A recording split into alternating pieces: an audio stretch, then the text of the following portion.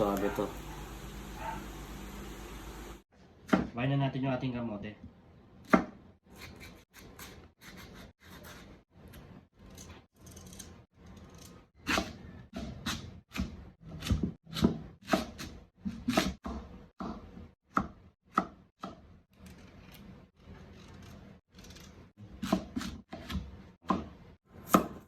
Saging na saba.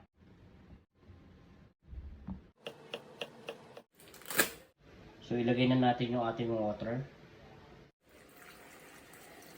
Mix lang natin. So mag-add ulit tayo ng water. Bilugin lang natin sa maliliit yung ating glutinous rice flour. Ayan. Maliit ba yan? Tingin ko. So ngayon, gagawa pala tayo ng dalawang klase. Yung kalahati, yan. Itong kalahatin to, gagawin natin puti. Yung kalahati gagawa natin ng ube. Lalagyan natin ng konting food coloring, saka natin bibulugin para maganda yung kulay mamaya. Lagyan natin ng konting glutinous rice flour para hindi dumikit. Ayan, bilugin lang natin. Ayan, tagal to eh. Kailangan tulungan mo na ako eh. Tulungan na kita. Tapusin lang namin to. Tapos papakita ko naman sa inyo yung kalahati. Talagyan natin ng ng kulay. Yan, violet.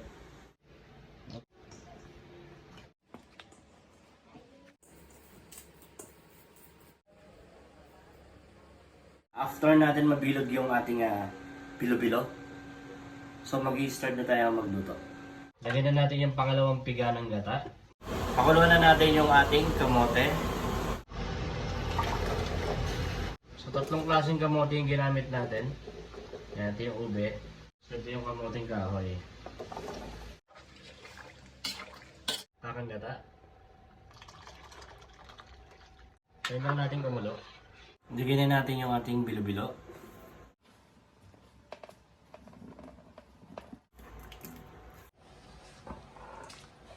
Saging na saba. Lagyan na rin natin yung ating langka. Wow. So ilagay na rin natin yung ating sugar wash. Pinaluin lang natin. Lagay na natin yung ating sago. Yan. Vanilla flavor. Whoop.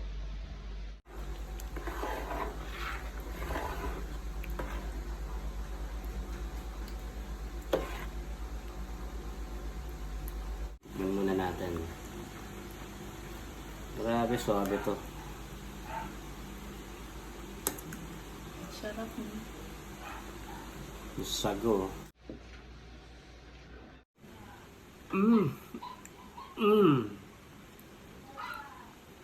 Suabe.